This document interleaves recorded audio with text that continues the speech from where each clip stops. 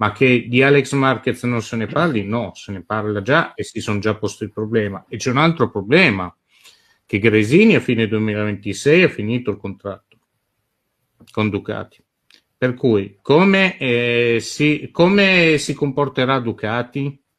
Cosa Secondo me fai? non la fa Rinnovi? andare via Gresini. Gresini se la tiene, Ducati. Gresini Gambo le vuole un parti, contratto lavoro 46 con Ducati, ad esempio? secondo me. Lo vuole o non lo vuole? E Tech3 che moto prende? Perché si è capito che comunque KTM non lo tiene, anche perché c'è un Esatto. problema che Gunther Steiner con l'universo Red Bull non c'è rimasto, visto che ci ha lavorato, non è rimasto in buoni rapporti, Esatto. per cui è mal sopportato, mal visto, per cui di conseguenza anche KTM. Ci sono tante cose da capire cosa succederà, però che Alex Marquez è sempre, anzi Alex Marquez